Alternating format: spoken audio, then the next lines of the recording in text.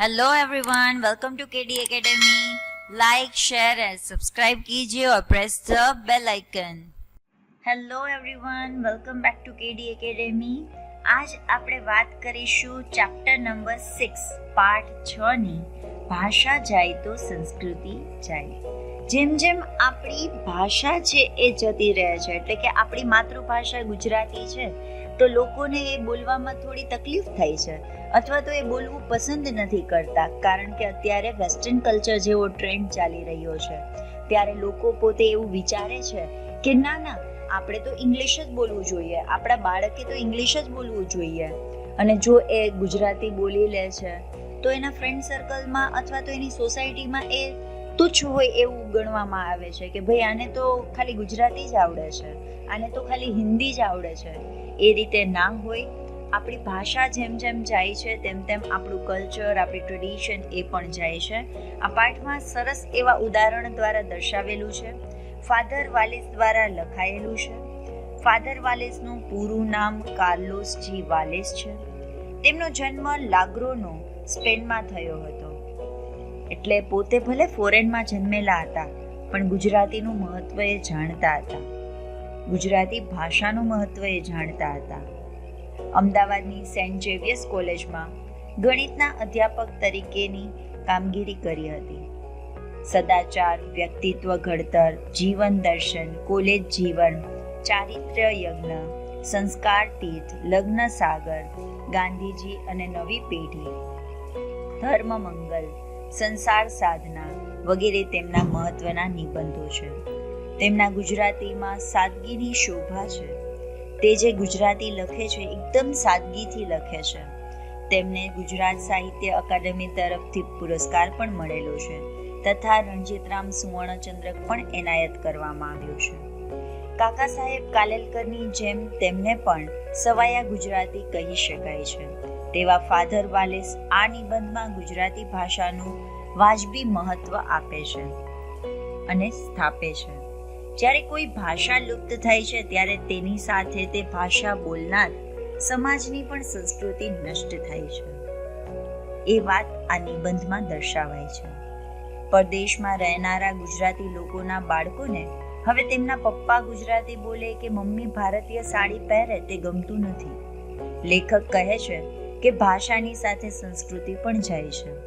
પરદેશ ખેડવાની સાથે મા બાપનો વિયોગ, કામનો અતિરેક, ઓછું કૌટુંબિક જીવન, લઘુમતીમાં હોવાનું જોખમ તો છે જ, પરંતુ સંસ્કૃતિનો હાશ એ સૌથી મોટું જોખમ છે। ભાષા બચશે તો જ સંસ્કૃતિ બચશે, એ વિચારને લેખકે સચોટ રીતે આ નિબંધમાં મૂક્યું છે। કે આપણે જોઈએ છે કે લોકોને છે એ ફોરેન જવાનો ક્રેઝ હોય છે, ફોરેનમાં સેટલ થવાનો એમને પોતે એમ રાખ્યો હોય છે કે લાઈફમાં મારે ત્યાં જઈને સેટલ થવું છે।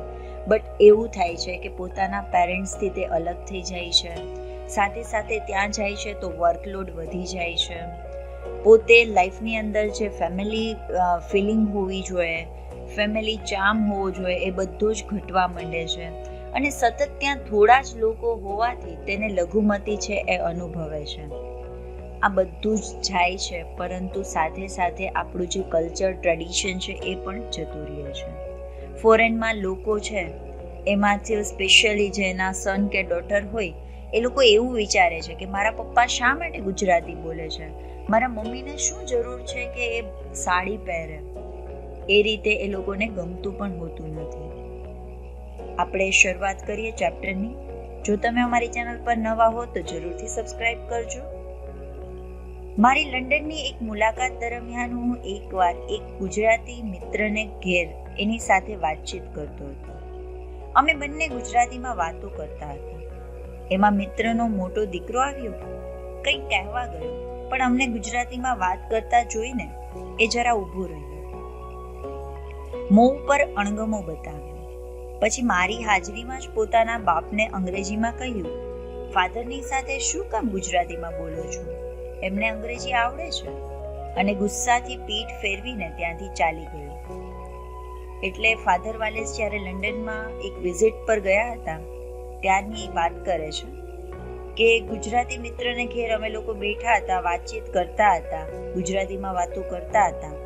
ત્યાં એનો મોટો દીકરો આવે છે, એ કંઈક કહેવા માટે જાય છે, પરંતુ ફાધર અને એનો મિત્ર એ બંને ગુજરાતીમાં વાતો કરતા હોય છે. એ જોઈને ઊભો રહી જાય છે.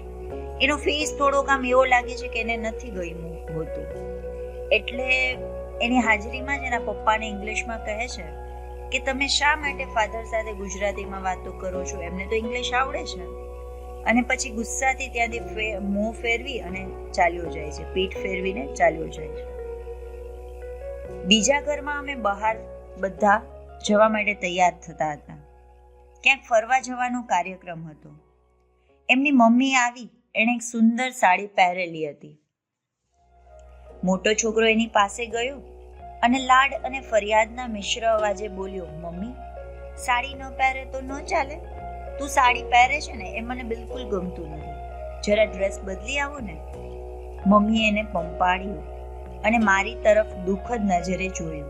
સાડી તો નહીં બદલી. બીજા ઘરમાં મારે જવાનું થયું ત્યારે અમે લોકો બહાર જવા માટે તૈયાર થતા હતા. ક્યાંક ફરવા જવાનો કાર્યક્રમ ગોઠવાયેલો હતો. ત્યાં એમની મમ્મી આવી. એમણે સરસ એવી સુંદર સાડી પહેરેલી હતી. મોટો છોકરો આવ્યો, થોડીક વાર લાડ કર્યા, પછી ફરિયાદ કરી અને મમ્મીને કહ્યું કે મમ્મી, તું સાડી ના પહેરે તો ના ચાલે. તું સાડી પહેરે ને મને ગમતું નથી, જા ડ્રેસ બદલાવી લાવ. મમ્મીએ એને પંપાડ્યો, મારી સામે થોડી દુઃખદ દ્રષ્ટિ કરી અને પછી એણે સાડી તો ન જ બદલી. ત્રીજા એક ઘરમાં બહેનોનું મિલન હતું. એની શરૂઆત પ્રાર્થનાથી કરવાની હતી. મેં સૂચવ્યું હતું કે અસત્યો માહેથી પ્રાર્થના સૌ બોલીએ, પણ યુવાન લોકોમાં કોઈને પ્રાર્થના મોઢે ન હતી. સંકોચ તો ન હતો, પણ આવડતી જ ન હતી. પછી બોલે શી રીતે? છેવટે એક મોટી બહેને શરૂ કરી અને એમ અમે બધા ઉપાડી. એટલે ત્રીજા એક ઘરમાં જવાનો કાર્યક્રમ થયો. ત્યાં બધી બહેનોએ ભેગું થઈ અને એક ગેટ ટુગેધર જેવું અરેન્જમેન્ટ કરેલું હતું.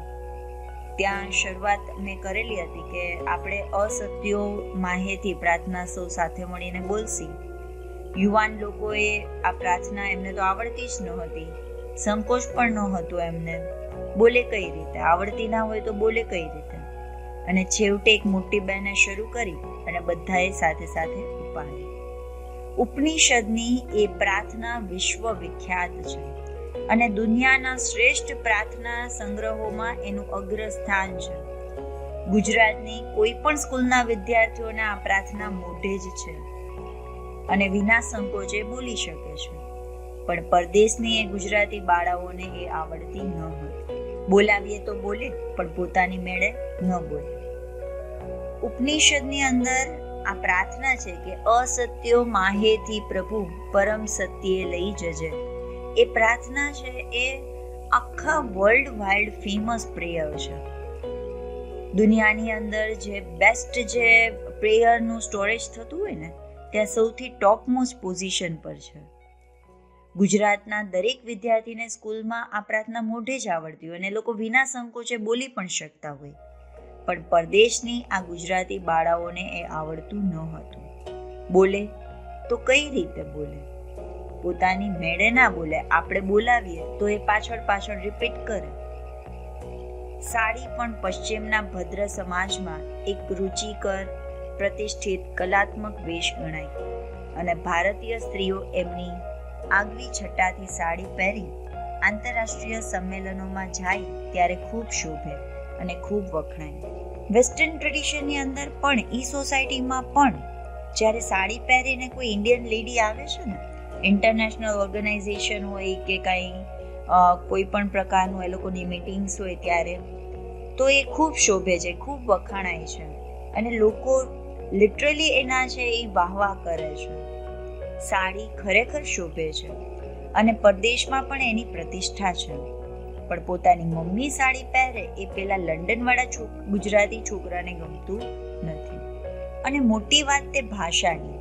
પોતાના બાપને ગુજરાતીમાં બોલતા સાંભળીને દીકરાને ગુસ્સો ચડે તો પોતે ગુજરાતીમાં બોલશે ખરો, વાંચશે ખરો, વાપરશે ખરો?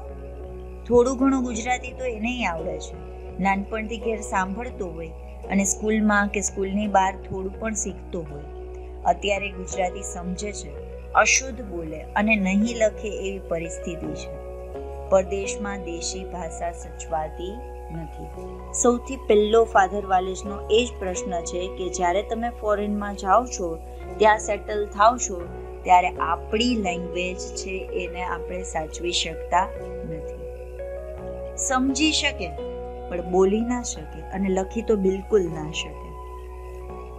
આફ્રિકાના એક મુલાકાતમાં ગુજરાતીઓની વચ્ચે ગુજરાતી ભાષાને ટકાવવા એક પ્રયોગ કર્યો કે જેટલા ત્યાં હતા આફ્રિકામાં એ બધા ગુજરાતીઓ કે આપણી ગુજરાતી ભાષાને જ આપણે ટકાવી રાખીએ એના માટે એક્સપેરિમેન્ટ કરતા હતા.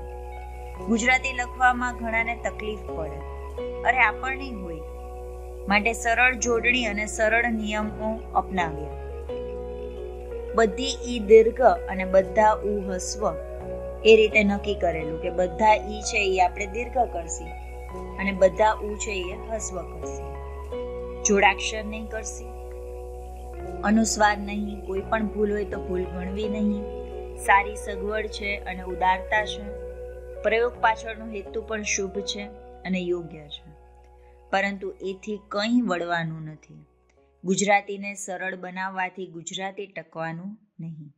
કે આપણે ગુજરાતી સરળ રીતે લખવા માંડીએ તો શું ગુજરાતી આપણને આવડી જાય? ન આવડે.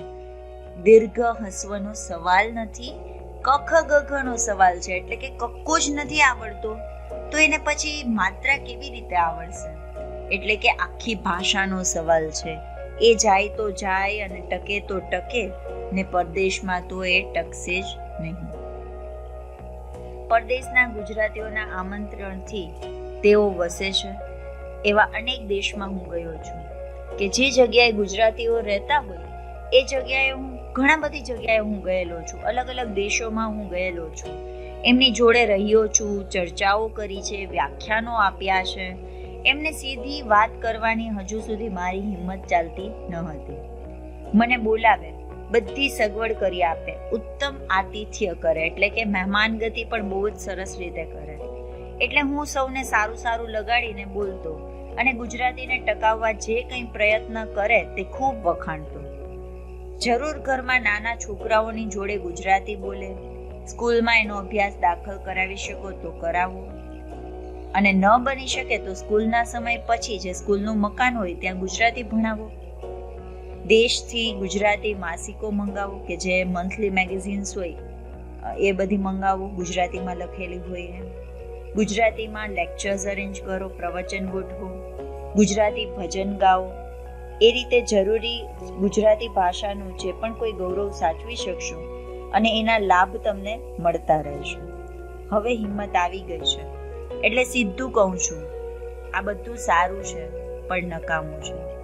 એટલે કે એથી ગુજરાતી તમારે ત્યાં ટકવાનું નથી ને એનું ગૌરવ સચવાવાનું પણ નથી, એના લાભ પણ મળવાના નથી. ખોટી ભ્રમણા ન સેવો. ગુજરાતી તમારા ઘરોમાંથી જાય છે. બહુ તો 1-2 પેઢી થોડું રહેશે, 2 પેઢી પછી નામ નિશાન નહીં રહે. એ હકીકત છે. એ જાણવી જોઈએ અને કહેવી જોઈએ. ખોટું આશ્વાસન આપવા, એકબીજાને સારું લગાડવાનો પ્રયત્ન વ્યર્થ છે. કે કદાચ ગુજરાતીને આપણે ટકાવી શકશે તો એક જનરેશન, બીજી જનરેશન, પણ થર્ડ જનરેશનની અંદર તો ગુજરાતી હશે જ નહીં, એનું નામ ઓર નિશાન રહેશે જ નહીં. એટલે એકબીજાને સારું લગાડવા માટે આપણે એમ કોઈને ના કહેવું જોઈએ કે ભાઈ ગુજરાતીને આપણે ટકાવી શકશું. હમણાં પરદેશ જઈ આવેલા એક આત્મીય ગુજરાતી સાક્ષરની સાથે વાતચીત થતી હતી. એમાં આ વાત નીકળી.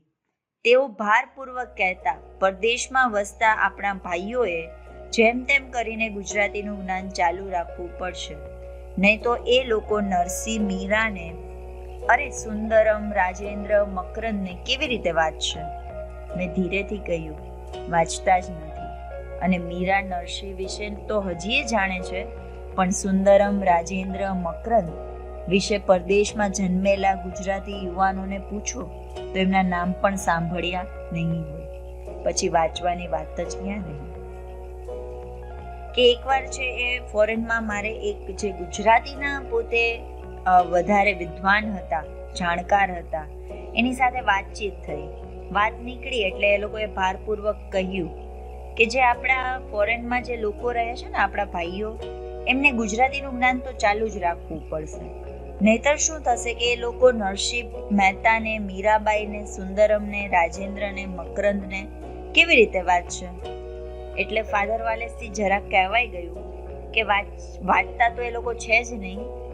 મીરાને ને નરસિંહ મહેતાને તો હજી કદાચ ઓળખશે, પણ બાકી એક પણ લેખકને, ગુજરાતી યુવાનોને તમે પૂછશો ને તો એના નામ પણ એણે સાંભળ્યા નહીં હોય.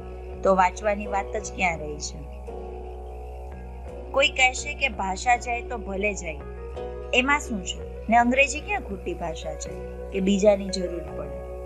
ગુજરાતી જાય તો ભલે જાય, ચલાવી લઈએ. એટલે લોકો એમ કહે છે કે ભાષા જાય તો એમાં શું મોટી વાત છે? અને અંગ્રેજી પણ કઈ ખોટું તો છે નહીં. અને અંગ્રેજી આવડતું હોય તો બીજી ભાષાની જરૂર પણ નહીં પડે. ગુજરાતી જાય તો ભલે જાય, ચલાવી લઈએ. ભાષા જાય એનું દુઃખ છે, પણ ભાષા જાય ત્યારે એનું બીજું અને મોટું દુઃખ અને ચિંતા છે કે ભાષા જાય ત્યારે એકલી ભાષા નથી જતી, પણ માતૃભાષા જાય છે, આપણી મધર ટંગ જાય છે. દેશની અને કુટુંબની અને બાપ દાદાઓની ભાષા એ કુટુંબના સભ્યોમાંથી જાય છે કે આપણી કન્ટ્રી છે, આપણું ફેમિલી છે, આપણા દાદા પરદાદાઓએ જે ભાષા સાંભળેલી છે, વાપરેલી છે અને સમજેલી છે, એ તમામ વસ્તુ જાય છે. એની આવડત જાય છે, એની સમજણ જાય છે, એનો ઉપયોગ જાય છે. ત્યારે એની સાથે મૂળ દેશની સાથેનો સંપર્ક પણ જાય છે.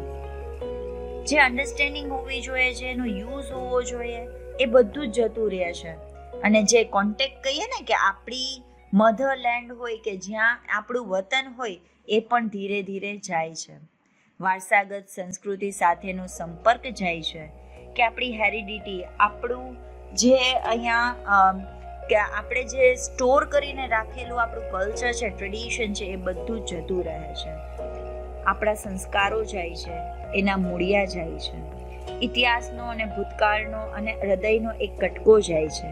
એ મોટી ખોટ છે કે ભાષા જાય તો ભલે જાય, પણ એની સાથે આપણા જે કલ્ચર છે, આપણી જે સંસ્કૃતિ છે, આપણા સંસ્કાર છે, એના રૂટ્સ બધા જાય છે. આપણી હિસ્ટ્રી જાય છે, આપણો પાસ્ટ જાય છે. એમ જોવા જઈએ ને તો આપણા હાર્ટનો એક મેઇન પાર્ટ છે એ રિમૂવ થઈ ગયો હોય ને એવું લાગે છે. ભાષા અને સંસ્કૃતિ એકબીજાની સાથે એવી તો સંકળાયેલી છે કે એક જાય તો બીજી જાય. ભાષા એ સંસ્કૃતિનું તટસ્થ વાહન નથી, એની સાથે ઓતપ્રોત છે, વણાયેલી છે, એક થયેલી છે. આર્ય સંસ્કૃતિ આર્ય ભાષાઓમાં જ ટકે છે. એક પ્રયોગ કરવો હોય તો ગીતાજીના સ્થિત પ્રજ્ઞના લક્ષણો તમે ગુજરાતીમાં બોલો અને સંસ્કૃત આવડે તો સંસ્કૃતમાં. ત્યારે દિલમાં અનેરા આનંદ, શાંતિ અને સાત્વિકતાનો અનુભવ કરો છો. અંગ્રેજીમાં વાંચો ત્યારે એવું કાંઈ પણ નહીં લાગે. તમારી પોતાની ભાષા હશે ને, ઇંગ્લિશ હોય કે સંસ્કૃત હોય કે ગુજરાતી હોય, આપણી જે ભાષા હોય ને, એ જ્યારે આપણે બોલતા હોય ત્યારે અંદરથી આપણે ઇન્ટરનલ છે ને એક જાતનું આપણે મજા આવે, આપણે ખુશી થાય, આપણે બધું સમજાય. ભાષાનું જોર છે તે જે સંસ્કૃતિમાંથી આવી છે એની સાથે એકરૂપ થયેલ છે. માટે એ જો જાય તો એના સંસ્કારો પણ ઘસડીને લઈ જાય છે. અત્યારે આપણે ઘણા ફોરેનર્સને જોયા હોય કે એ લોકો સંસ્કૃત તરફ વળ્યા છે. એ લોકો ઇન્ડિયન કલ્ચર, ટ્રેડિશન ફોલો કરવા માટે પોતે ઉત્સુક હોય છે અને પોતે એને ફોલો કરવાની ટ્રાય પણ કરતા હોય છે. એટલું સરસ આપણું ટ્રેડિશન છે, પરંતુ આપણે બધા હવે વેસ્ટર્ન કલ્ચર ફોલો કરવા લાગ્યા છીએ. ગુજરાતી ભાષા જાય તો સંસ્કૃતિને પણ સાથે લઈ જાય છે. એ કંઈ ઓછું જોખમ નથી.